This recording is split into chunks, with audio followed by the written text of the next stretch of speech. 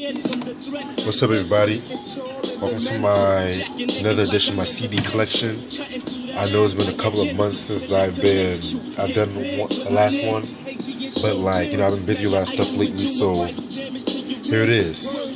Some of these are new CDs, some of these are old CDs, some of these are semi-new, so I'm gonna explain everything. First CD, as you can see, is a Tribe Called Quest, Low End Theory, released in 1991 on Jive Records. Everybody should know about this record. Every hip hop player should know about this. It's a classic album. This album was released at a time when the native tongues were taking over the hip hop game. De La Soul is dead. They dropped De La Soul is dead. Queen Latifah dropped Nature for Sister that year. I think the Jungle Brothers, I'm always thinking the Jungle Brothers today. They did this one album. I forgot. I think done by the Force of Nature, something like that. Singles I was known for are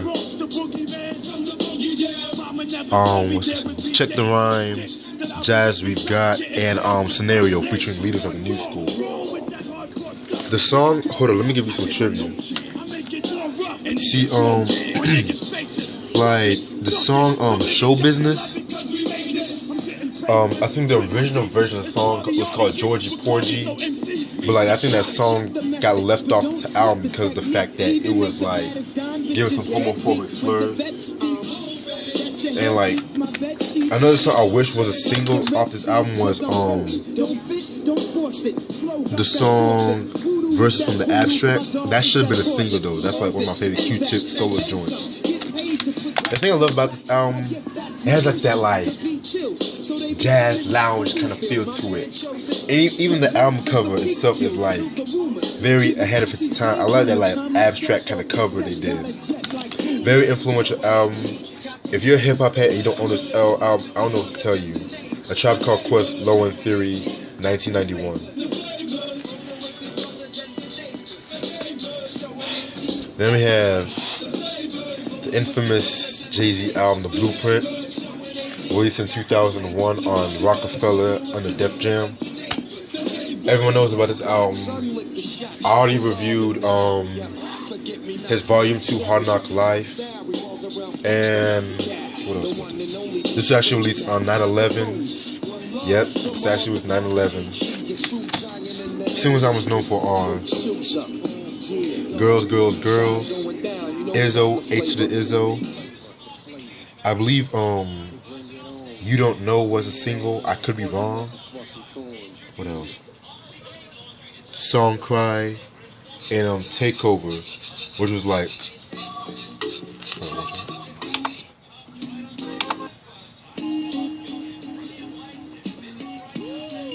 I love that Far Side song, but I heard this song many times this whole week. So, like I said, I believe Take Over was a teaser, Cause you gotta understand, this was released at a time when Jay-Z and Nas were beefing, and he debuted that song, of course, on the Hot 97, Other than that, this is one thing many people love about this album.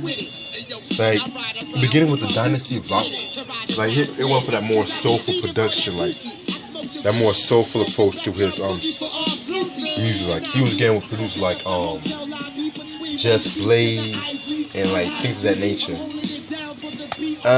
Expect a review on this album one day. This is hands down one. A lot of people have said this is Jay-Z's best album. I tend to disagree. As much as I love this album, I feel Reasonable Doubt is a much more better album. And I'm not saying that to be biased though. That's just my opinion. So Jay-Z, The Blueprint, 2001. Then we have MF Doom, Operation Doomsday, released in 1999. But this is the deluxe edition, which was released. I believe this edition was released, if I'm not mistaken, 2010. MF Doom, I think I've mentioned him one of my other vids. I think it was the Ghostface. When I talk about Ghostface's Fish Scale, he was, if you guys don't know him, he was an MC from New York, and he at first gained minority when he was in like the hip hop group KMD. But like that group broke up in 1993 after one of its members, I forget the name of his member.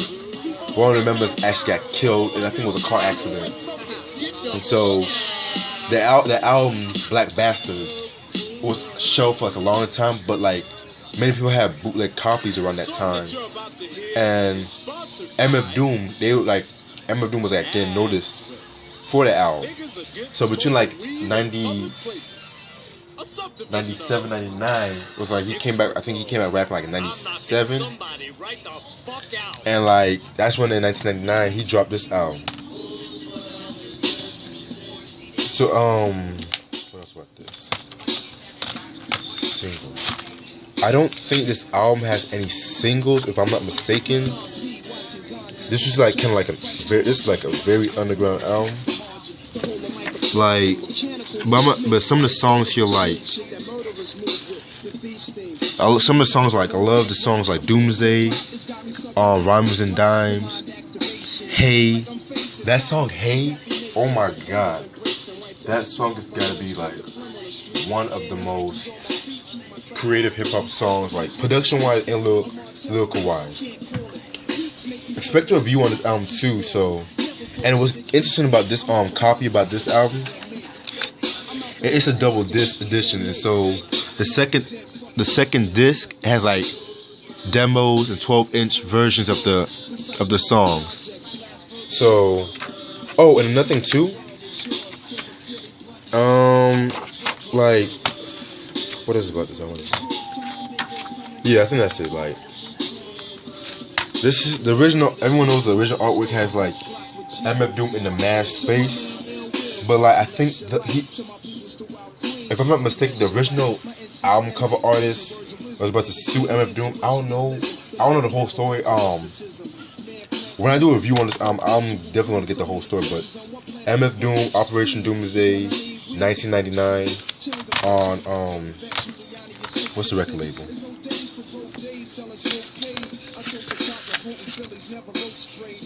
Damn, yeah, I'll do all that once I get the review sorted out. Now we have for my R&B heads, this is Jodeci, Diary of a Mad Ben, released in 1993 on MCA Records. You guys should know who Jodeci are. This is like, they're like one of the most influential R&B groups of the 90s. And Casey, Joji, Devontae Swing, Mr. Dalvin, like they dropped 4 of My Lady in 1991. Very solid album. Like a lot of people love that album. Like they had like a very New Jack Swing mixing with some like smooth R&B in it. But with this album, they went for more of that like West Coast. The best way to describe this album, G-Funk R&B. That's the best way to describe this album. Singles albums known for are Cry For You, Fiendin'.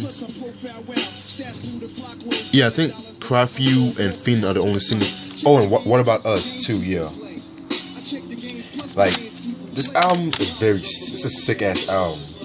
Like, they really went in on this album. A lot of people have often said that Diary of a Mad Ben is their best album.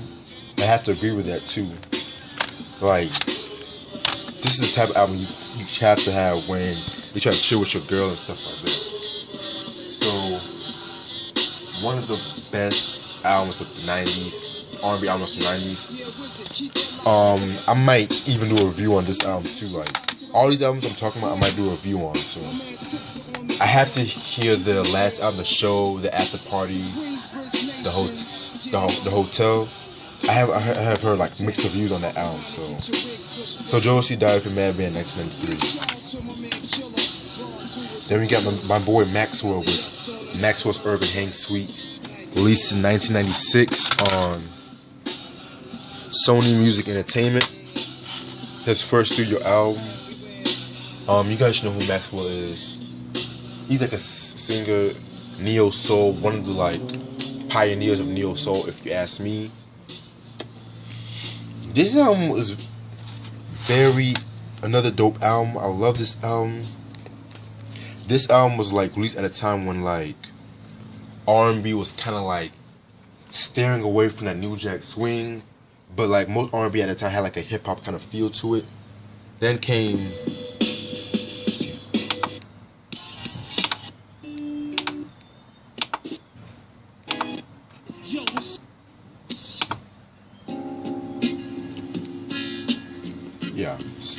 Kool rap for the Brothaz. Like I said, this was kind of like an album that was steered the time when R&B was steering away from that New Jack Swing movement, and like cats like Montel Jordan, Faith Evans, Mary J. Blige, like most of that R&B had like it was like hip hop soul.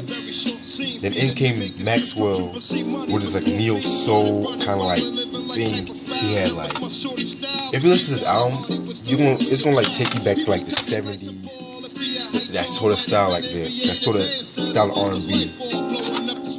Singles albums known for are Something Something, Don't Ever Wonder, and Till the Cops Come In.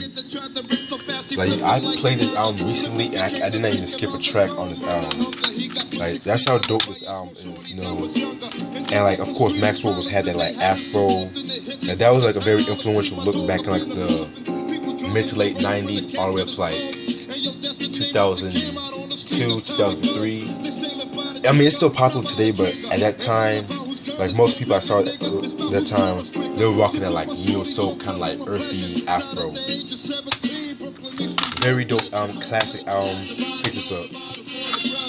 And the last time I'm about to do today is Erykah Badu's Mama's Gun, released in 2001 on Motown.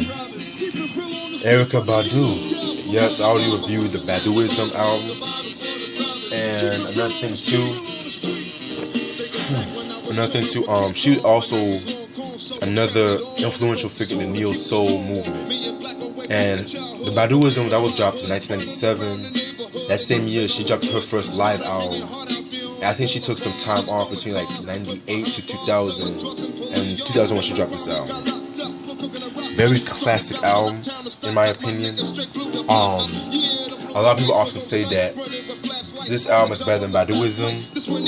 I don't know about all that. I mean, Baduism that's like a very out there album. While Mama's Gun is like, it's a good album too, but I don't think it's touching Baduism. Singles I was known for are, I think, Bag Lady, In Love With You, featured I believe Stephen Marley and Didn't You Know.